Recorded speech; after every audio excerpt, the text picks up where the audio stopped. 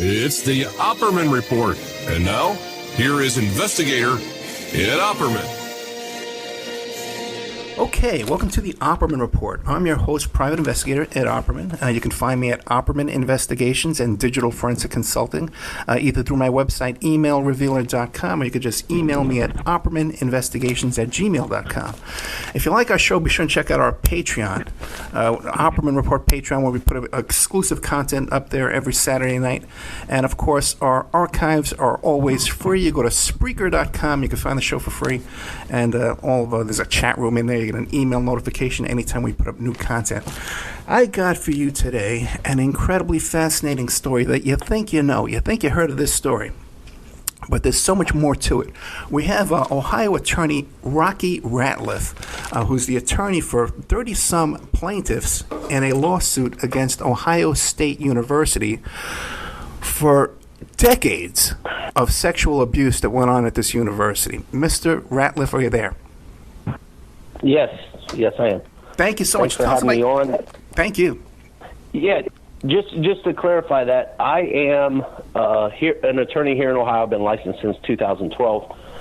Prior to that, I was a probation officer in the county that I'm in, which is Marion County, Ohio, and I did that for about 6 years. Also, prior to that, my background would be I was in juvenile corrections as at a rehab facility, lockdown rehab facility, for about 6 years.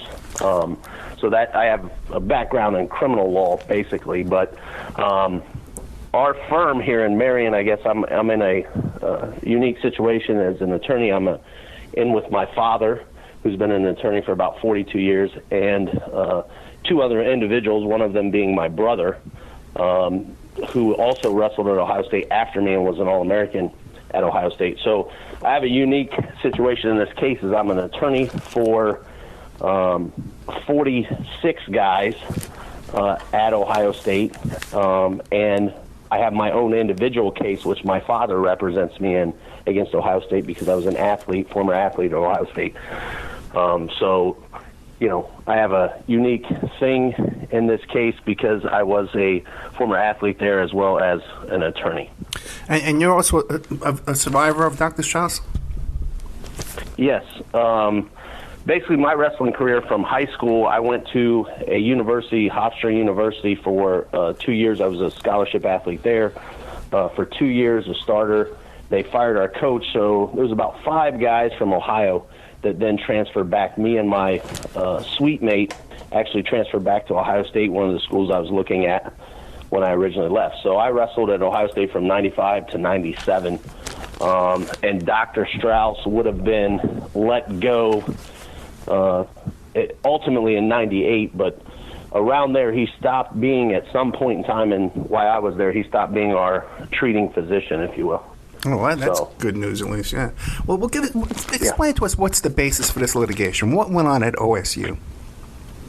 Yeah, so from Dr. Strauss comes into OSU about 1979 to he ultimately is dismissed in 98, and they give him emeritus status, honorary status, and let him go out in the street. He practices here for a couple years, and then ultimately we know he goes to Southern California, or maybe Central California, somewhere in South California, where we believe he was treating underprivileged youth at like free clinic type establishment, and ultimately he commits suicide in 2005. But from 1979 to the end of his career, he was a professor at the university for medical students, obviously. He was working in the student health center where normal students would get their medications or be treated at the university. And then he was also part of the athletic department from 79 until, I believe, 96 is when he stopped being part of the athletic department because of one of the coaches, the fencing coach, had actually stepped up, and then they were having other problems with him. But then I think he kind of was phased out around 96, 97 is when he phased out. And this litigation involves, at least for my group, I have a couple things that are different than others, but the first part of our litigation is basically what Dr. Strauss was kind of doing to the athletes, and you have anywhere from just groping sessions with the athletes all the way to, depending on what athlete you're talking to, oral sex and or anal penetration with some of the guys. So it's a whole vast array of litigation as far as what he did to each individual guy. Then we also have where, and obviously he's the doctor at Ohio State. We're told to go treat with this guy, and then we go from that to there was our facility, and a lot of the facilities, but most of my clients' facilities was a place called Larkins Hall, where the athletes for wrestling, fencing, gymnastics, both male and female, swimming and diving, both male and female, are housed. That place was a very sexually deviant area, and athletes were getting almost daily where they would have people showering with them or masturbating to them or watching them or, taking pictures of them. Well, let me stop you for a second, Mr. Ratliff. Yep. And the reason for that is that the college allowed anybody with a college ID, employment ID, you could be a landscaper over there, and they will let you go shower with the boys. Yes, and for most people, probably your audience would get, this is the Student Health Center, the Student Activity Center, if you will, where your intramural sports are going to be. This also houses classes.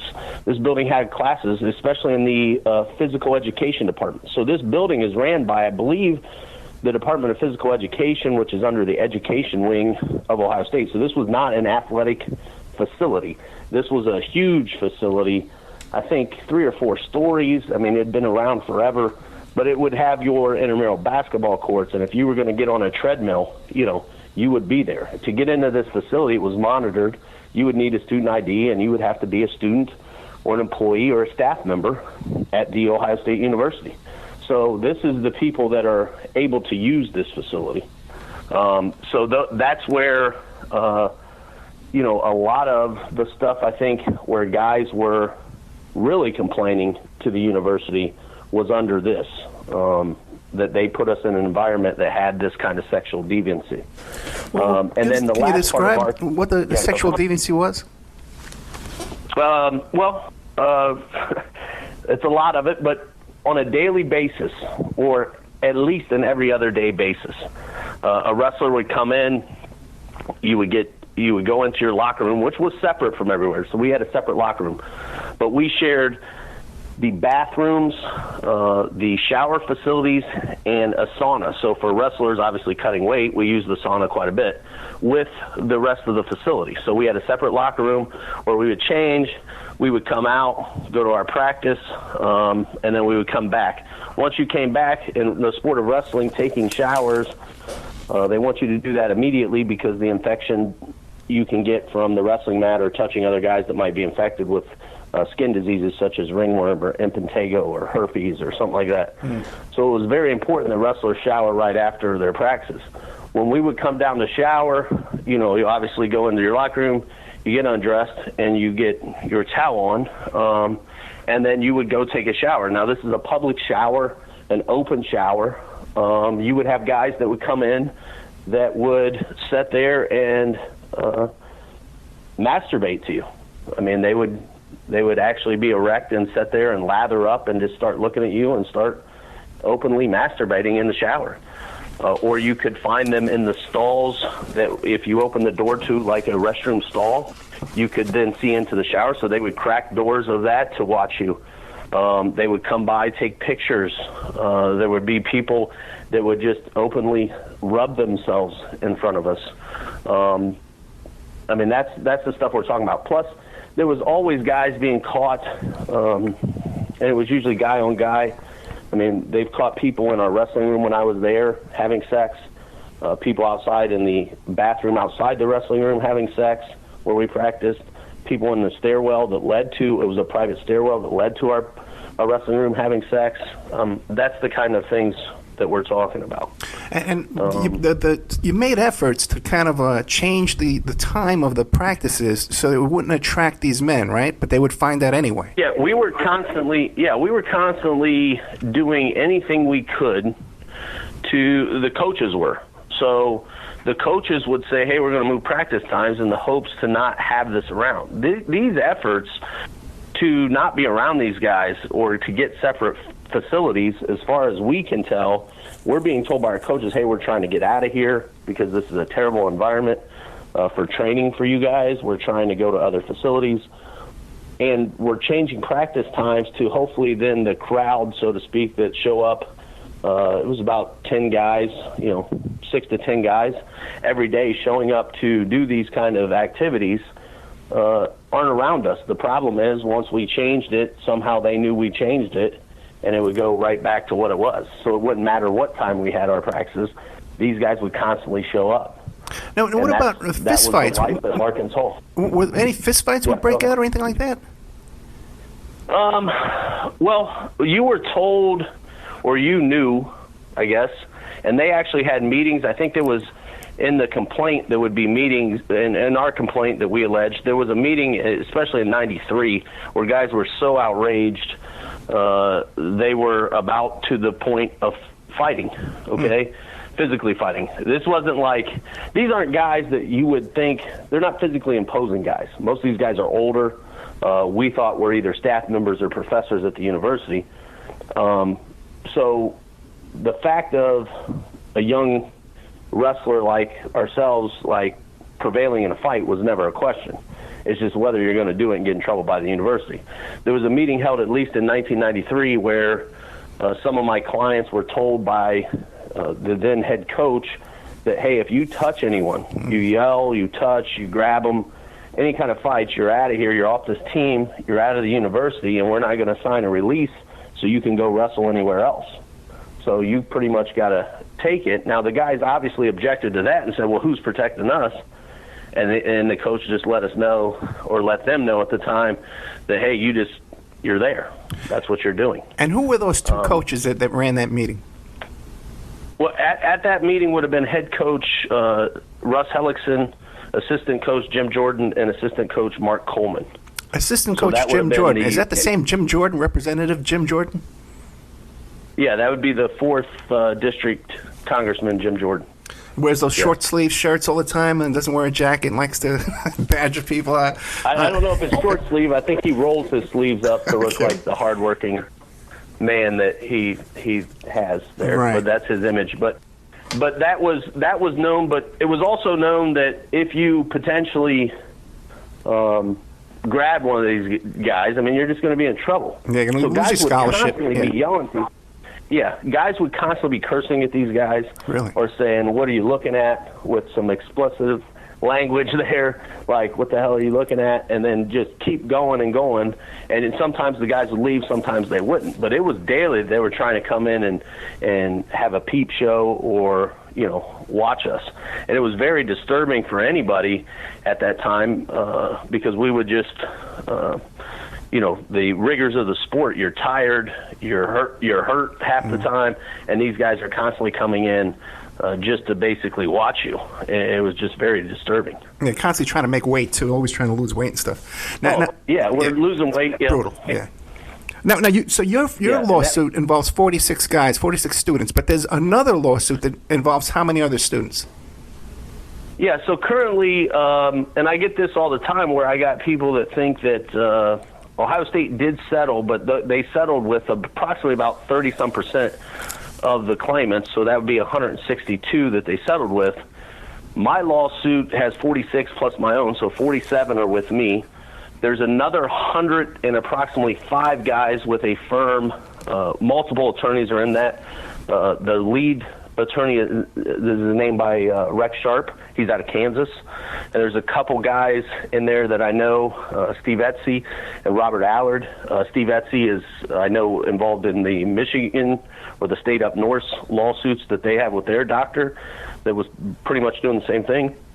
And then Robert Allard out in California, I think he dealt or is continuing to deal with USA Gymnastics. I think he had some cases with them concerning the state up north, Michigan State's girls with Dr. Nasser. So that's that group of kind of the head attorneys there. Then there's another group of about 93 individuals, a main group which is led by attorney Scott Smith out of Columbus, and he has a couple attorneys out of New York City, Debbie and Alan, and then there's a public justice out of Washington, D.C., and an attorney, Adele, is helping the Scott Smith group. So public justice is involved trying to help that group as well. So those are the main groups, and then there's a couple one-offs. The settling group is a Wright Schulte, which is out of Dayton, Ohio, and they have some attorneys in Cleveland. Those guys, I think, now have another 10 to 15 guys, even though they settled, but they have another 10 or 15 that have stepped forward and came in. So there's over, 250 guys still in this thing out of over 400. Okay, so I've lost count. It's a huge number of young men that were put through hell. And also, too, when I read your complaints you sent over to me, many of these young men were molested multiple times, some of them 30 times. Yeah. So what you have is the dynamic here is we're talking Dr. Strauss is the treating physician, and Dr. Strauss obviously is doing all these things, but he is basically getting clearance by the university, and multiple complaints were made, and usually you would make them to training staff because that's who we were constantly around is our trainers, which were obviously medical staff, but trainers and student trainers. That were, the student trainer is there to be a trainer, so they're learning, so they're constantly around you. In wrestling, we had 2 or 3 constantly student trainers, who then you report to the head trainer at Larkins. So we're always reporting stuff to them, but they're always telling us, hey, this is totally legit exams, this is fine, it's normal, he's a very good doctor, he's thorough. He was also like an Olympic doctor for Olympic sports like wrestling. He was the wrestling Olympic doctor, so he worked for USA Wrestling. All of us knew that. So he was very reputable, and we're being told the whole time that, that these are legit exams. Even when you complain or you'd be mad or, highly mad, upset, you would go to them and they'd say, hey, that's Dr. Strauss. He's good, or he's just being thorough. He's just making sure you're able to compete. So when you have like 30 times, it's because he was our treating physician. So anything where you're trying to get medication or a severe injury, he's looking at you. Sometimes even the trainer would say, hey, this is what I think it is, but you need to see the doc for confirmation. So we're always getting directed right to the man. And that's how you can get so many times with the same doctor. So you got about 400 victims, right? And they all have to pass through this doctor. But now the average person that sees the headline of this story and doesn't really delve into it and hasn't read the complaint the way I have, thinks this story is, well, they, 1 or 2 students every now and then would go over to the doctor's office and he would manipulate their genitals and then he would leave. But it was much more systematic than that, wasn't it? Oh, yeah, for sure. And I think the report... So when they did an investigation, when this comes out in 2019, they then make their complaints. Now they then get Ohio State refers it and gets I think they refers it to the Attorney General, who then says, hey, we need to investigate this. And then a firm by Perkins Coie comes out and they investigate it. They get a prosecutor that's highly reputable. A former prosecutor, highly reputable U.S. district attorney that was out of Chicago. I can't remember the name off the top of my head. Well, they come out with their report a year later after reviewing over 500 people, or approximately 500 people. They also had 2 doctors that they used as experts that looked at all this, and they came out and said at least 177 athletes have been abused, but we believe the totals are around 1,500, or give or take. Male athletes have been abused from 1979 to 96, 97. So they're saying that that's kind of the number, and it could get as high as 3,000 is what they came out. Now, when that comes out making that finding, immediately the university, through President Drake and and the Board of Trustees Chairman Gasser issue an apology letter that basically says there's a bunch of wrongdoing here, and it's a systematic failure of the university not to protect its students and its student athletes. So it was definitely a systematic thing, because the doctor is going, not only like we had talked about before, he's not only treating us, but he's going to the student health center. So some of these guys are being treated. I represent currently three guys. One of them was a student trainer. He wasn't an athlete. And then two guys were student employees. They were university students given jobs in athletic. One of them worked in St. John's arena, and the other one worked in Larkins Hall as an equipment manager, student equipment manager. They were working, paying their way through school, and went, and because they were athletic guys working with the athletic department, were sent to Dr. Strauss for exams where he was trying to masturbate them. So this was definitely systematic. Our yearly physicals had to be done by this man, and to get clearance. If you had an injury as a wrestler, you had to go to him, where he wouldn't clear you to compete at the events. And every time that you went to him, he would basically tell you, hey, I need to do a full, thorough exam, or I'm not going to clear you. So your choice is let him do a full exam, or you don't wrestle this weekend, or you don't compete, or you don't do anything. So it was definitely systematic. And also, too, some of these exams took place at his personal residence. Oh, yeah. He would have guys. Doc Strauss was he was like a quirky kind of guy, but he was very open and wanted to belong. So he would always be coming up to guys saying, hey, how you doing?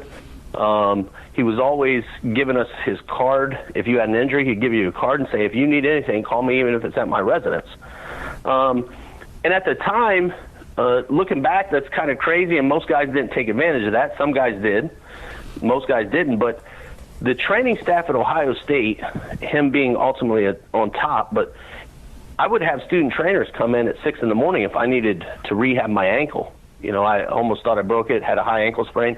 They would come in almost any time, like, hey, I can work you around your class schedule or practice schedule, because during the times of practice or around them, they're super busy taping all kinds of athletes and looking at things. So they would set you up times to rehabilitate you on different times.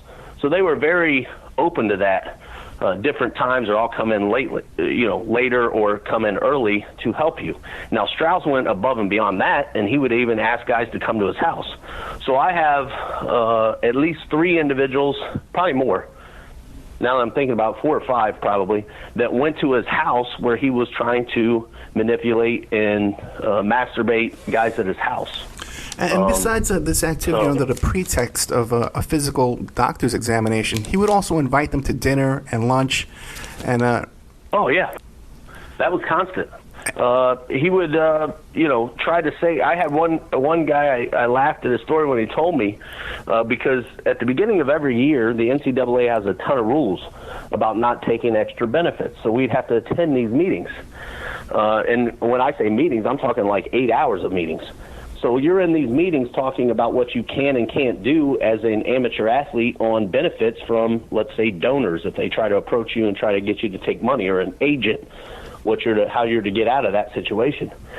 I had one individual I represent, Doc kept trying to ask him out to dinner, and he would say, Doc, that's an extra benefit by the NCAA, I can't take it. So he tried to get out of it by trying to throw the compliance rules on the doctor, and the doc said, those don't apply to me, because I'm the team doctor, so I can, obviously take you out for the steak dinner. Some guys I represent took him up on that. I mean, anywhere from, and sometimes it wouldn't be, when we talk dinner, sometimes he would be asking you to a very nice place.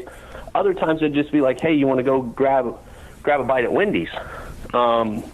Looking back now, he was trying to make friends and be a part of it so he could, like any manipulator or any person that you see in a sexual assault case, and you have a very extensive criminal background, I mean, he's trying to be your friend. Yeah. He's trying to groom you, is the correct word that you're using there, is grooming you so he can then do certain things to you. And you also have evidence of him calling the dorms to Oh yeah, there was several houses. He would call dorms, but there was several houses. There was 2 or 3 places we would consider wrestling houses, meaning everybody in there that lives in that place. That's let's say a 6-bedroom place. Everybody in there is a wrestler. So there was about 2 or 3 places. And now this is back when obviously we had the caller IDs. They were in white boxes, and it would come up Richard H. Strauss, and it would have his number. And he was calling that place, that facility, all the time, the house there all the time. And he was looking for basically a couple of the guys that everybody knew that was kind of Doc's favorites. So a couple guys got it, I think, worse than the rest of us, but, you know, he dished out the manipulation and the sexual abuse pretty evenly, but a couple guys, I think, submitted a lot easier.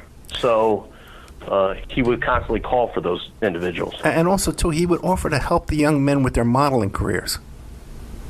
Oh, yeah. That was a constant. Doc was always, he had a hobby, I guess you would call it, and he would tell you, hey, I got a hobby of photography.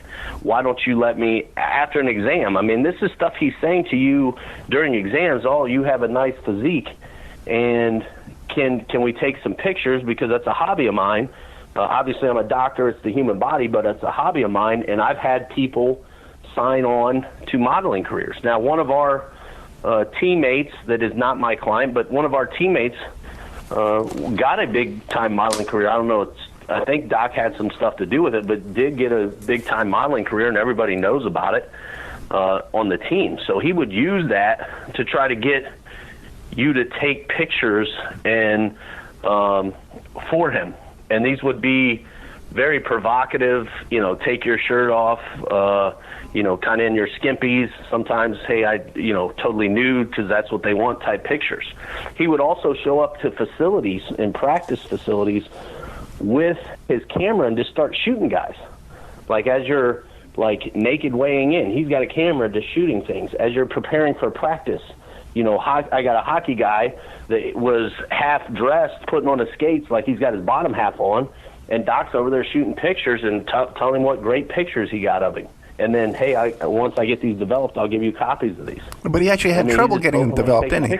He actually had trouble getting them developed because they started turning them down. Exactly. His pictures were so provocative. The place he took his film would exit and say, hey, we're not producing these films, man.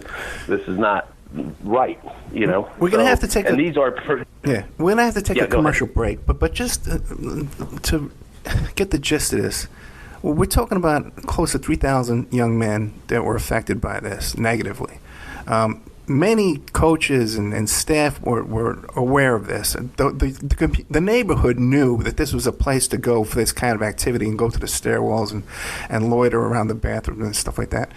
Is there any possible way that people didn't know what was going on? You mean the people that were there? Yeah, in the facility. Is it possible that anybody didn't know what was going on? Even a wrestler, that this wasn't common knowledge? Impossible. Impossible. It'd be impossible. It was a daily thing in Larkins Hall for wrestling. Daily. Yeah. It'd be impossible. And if people read this complaint, by the way, can I put that complaint up online? Yeah. Okay, great. It's public record. I mean, it's a federal filing. Yeah, if people read this complaint, man, you're going to be shocked. There's so much more in this. There's no way we can even cover everything that's in the complaint. We're here today with attorney Rocky Ratliff, and we're talking about the Ohio State University sex abuse scandal. These young men, just imagine these poor kids. They leave home for the first time, 18 years old, and they're subjected to this crazy doctor, and then as years go by, school's not helping us. Nobody's helping us. Nobody's listening to us. One case, Rocky, I read that the coaches threatened the guys. Says, hey, if you guys don't shape up, I'm going to send you over to the doctor. Yeah, there was I believe it was the tennis coach or one of the coaches. I think it was tennis. That basically, hey, you guys aren't working hard enough. However, if you're going to keep slacking, I'm going to send you over to Doc Strauss. So he was using it as a punishment incentive for his athletes to start working harder in practice. So here we have a situation where that there's open sexual activity going on in the locker rooms and the showers. He's taking kids back to his personal residence. Any kid that goes into that for an exam gets a full body exam. You got a bump on your head, and he's checking your testicles and your anus too as well, inches away from his face. He's rubbing you to the point of masturbation. So we were saying before, there's no way that people could not be aware of this inappropriate behavior, right? Well, getting back to that, and I think we had that right before the commercial break, but first of all, the actual facility. In the sport of wrestling, it's obviously hands-on. I got to show you the move. Also, your assistant coaches are some of the high-level guys trying to make the Olympic team, so they're training every day. So they get paid to basically train. So any assistant coach is pretty much still competing in the sport of wrestling, just not at the college level. They've graduated and they're at the Olympic level. So every day they're competing with us and showing us and trying to make us better.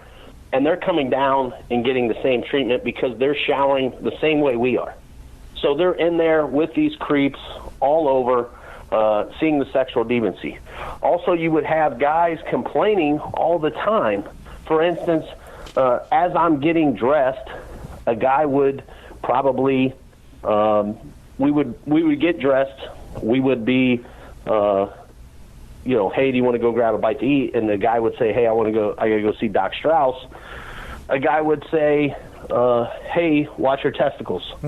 Or, watch your nuts, so to speak, is because they knew what was going to go happen to that dude. It was an open conversation to watch yourself. Now, you got to also remember, Dr. Strauss was given a locker in every locker room. So when I have to check in at the start, I got to go see an equipment manager. He gives me my locker number. He gives me my lock. I go in. Dr. Strauss had a locker in every locker room.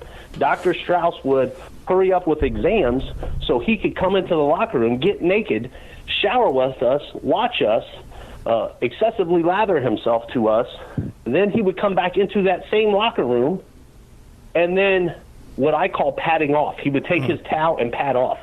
I could come in after Doc Strauss into the locker room, and he's there padding, and I would be fully dressed, out of the locker room, going to get something to eat, and Doc is just still standing in the corner, back to his locker, watching everybody, still padding and drying off.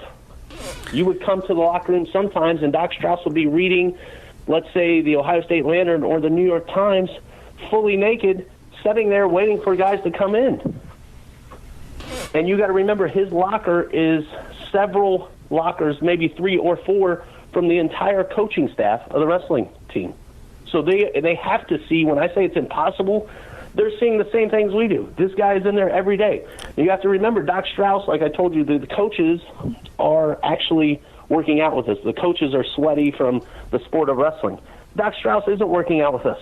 Doc Strauss just showed up to take a shower with us. And he would take several showers a day. Oh, yeah. We are now getting reports from other sports like gymnastics and swimming and all these other guys that said he would show up and take showers with us. Hockey, he would show up when they're taking showers because practice times are all at different times set by the coaches. So Doc Strauss had to be the cleanest man in Ohio. He's probably taken 5 or 6 showers.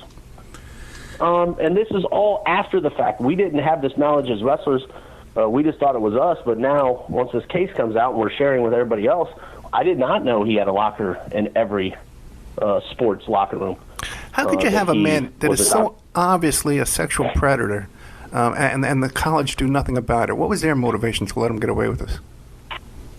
Well, we think some of the motivation, number one, Doc Strauss was a very good doctor, meaning take out all the sexual stuff. He could heal you pretty quickly, always would get you back as quickly as you could. That was number one. Number two, he was well respected in a lot of different areas. I think he was respected in the Olympic sports. He was nationally recognized in those areas. So he would make himself go in there. And I think a lot of times he gave countless hours to the university and didn't expect payment. Like he would show up, he would do trips with the teams. He would do this some of this he's not really getting, high dollars for, so they tolerate it. And I think the biggest thing that we brought forward, and the biggest reason, is because Doc Strauss was one of the foremost experts in anabolic steroids during the steroid era. He's been countlessly, he has academic, and you can go through and pull up his academic, and we gave some of them. I don't know if these are all his. In our complaint, we give some of his writings, his academic writings, as to anabolic steroids. It's very well documented. It's very well documented, the articles he wrote and the studies he did on anabolic steroids. Now, let me ask you this. Wouldn't it be enough of a scandal that if Representative Jim Jordan was aware that there was rampant steroid use going on under his assistant coaching? Isn't that enough? Forget the sexual stuff. Isn't that a big enough of a scandal? Yeah, but if during that time and even today, Ohio State don't even acknowledge that was going on. Yeah. So, you know what I mean? So you got to have a scandal, somebody's got to have credibility. We've given this, I know there's been countless interviews that have been given where guys have brought this up. It's just not me being their attorney. Guys have told other reporters who have totally not done anything as far as reporting this. So we're talking Ohio State University, that is one of the biggest top 3 attended universities, probably the top athletic budget or one of the top 5 athletic budgets in the entire country. So when you go give reports to local media or other people, they just don't report it. Well, we're going to have you come back as many times as you want. Yeah, we're going to have you come back as many times as you want, and I'm going to interview as many of these young men as you can find me, okay? Let me ask you this, because we're starting to run out of time. What about the cover-up? There was even a public relations firm that was brought in to tamper with witnesses. Yes. In our complaint, and people can read this, basically when this hits, Jim Jordan is top 3. Looks like his name's probably going to be for the Speaker of the House of Representatives, the U.S. House of Representatives at the time. And this story hits. And I think in May, sometime Jim Jordan just, says, hey, I didn't know anything about sexual abuse.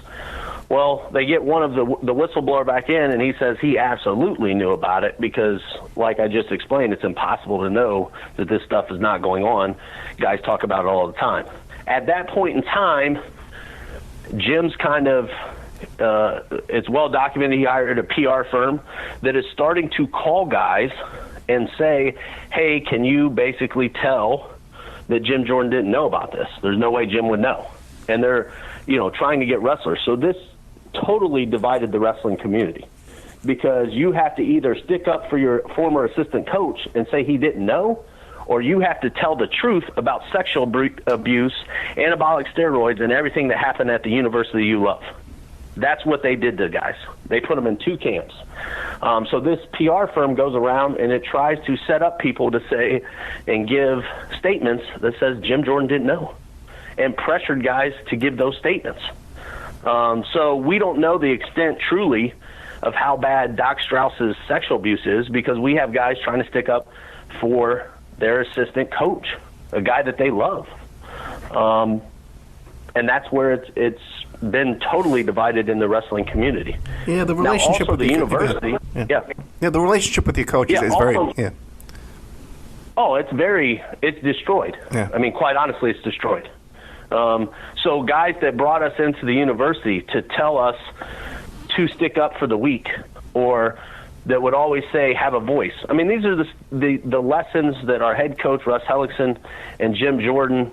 Jim Jordan to me personally, was my icon. I mean, he was an icon to me. He was my idol growing up as a wrestler. He was one of the toughest guys in our country in the sport of wrestling.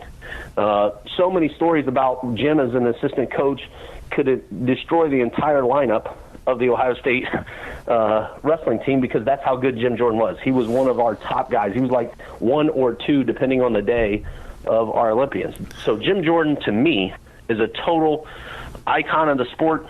He was my idol growing up. Jim Jordan recruited me. Ultimately, I left and went to Hofstra University, like I had told earlier in the show, and came back. When I got back, Jim Jordan had left to be a state rep. I live in Jim Jordan's district. I've supported Jim Jordan. I can't remember. This year might be the first time I'm not going to vote for Jim Jordan. I've always voted for Jim Jordan. I've always supported him. My family's went to fundraisers. I loved Jim Jordan. But Jim Jordan is totally not telling the truth about what happened at The Ohio State University. And Rocky, you told me plain and simple. You told me in our conversation earlier this week that you believe that Jim Jordan actually confronted Dr. Strauss on behalf of the wrestlers. Yes. If you look at our wrestlers and our complaint, if you're a Jim Jordan fan and you read that, there's not going to be anything in there that's going to tell you, well, Jim Jordan participated in the sexual abuse. In fact, it's the opposite, because what we are saying is Jim Jordan is lying about it happening, but Jim Jordan was part of conversations. In fact, if you read through the complaint under Dinyasha Yetz, and this has been widely reported in the media, and that's how it even started, Dinyasha was a transfer just like me. Dinyasha went, got a physical from Strauss, and totally went off the hinges. He's a very passionate guy and was going off the hinges on what the heck just happened. He marches into the locker room, and there's 5 or 6 guys that have all corroborated his story that he is going off the hinges in the locker room. At that point in time, Jim Jordan and head coach Russ Hellickson say, we're going to get this sorted out right now because this is so egregious. They take the athlete to Doc Strauss's office, okay? So Doc Strauss would have been meeting with this athlete and giving him a physical in his private office outside the training room. You know, it's connected to the training room, but it's a private closed door. They all three, the athlete, Jordan, Hellickson, as the head coach, all go into the Doc's office. It gets so heated. At some point in time, they have to ask the athlete to leave the room. So the athlete then leaves the room, and he's standing outside the door as head coach Russ Hellickson and Jim Jordan is giving that doctor the business about being too hands-on with the athletes. What are you doing? At that point in time, after that gets finished, at that point in time, they come outside, grab the athlete and say, hey, that's never going to happen to you again, buddy. We got it straightened out. And they leave. So Jim Jordan, if the truth be told, actually confronted the doctor in the presence of the athlete to try to stick up for him for being too hands-on or, you know, manipulating. And I think he gave him a digital rectal exam and manipulating during that exam. But Mr. Ratliff, no, Jim Jordan, no, his locker was right next to Dr. Strauss's locker in the locker room? It's either next to, but it might be two. You know, lockers go right in order, one right after another, just like any locker room. Nearby. It would have been in the vicinity of 3 or 4 away, maybe. And Jim Jordan would spend a lot of time in the sauna, where Dr. Strauss was in there naked. Oh yeah. Lounging. Plenty of my clients have talked about that. Jim Jordan was training at the time. Jim Jordan was one of the best athletes in our country at the time in the sport of wrestling. He would have been using those facilities to lose weight and use it, and a lot of guys use saunas in the sport of wrestling for therapeutic, you know, to get in there, shed a few pounds, obviously for weight loss, but also therapy as far as it just feels good on your body, you know, Sure. if you use the sauna. So he would be in there. Jim Jordan even gave an award, which was called King of the Sauna. To an athlete, the guy that would be in the sauna, you know, basically that would talk the most trash in the sauna. Guys would, jab at each other and talk crap when they were in the sauna. Sure. And Jim Jordan actually gave an award called King of the Sauna. Okay. So, he was in there constantly. Let me ask you this, too, because we're running out of time. There's a Jeffrey Epstein, Les Wexner, Abigail Wexner connection to all this, too, as well. Can you brief us on that? Yeah, we had, I think it was in December of 19, a group of my guys got together and said, basically they thought it was unfair because Abigail Wexner sits on the board of the Ohio State trustees. So my guys basically said this is just unfair that she is deciding our fate, yet she's part of a lawsuit that has an individual that was sexually assaulted at her property or the Wexner property by Mr. Epstein.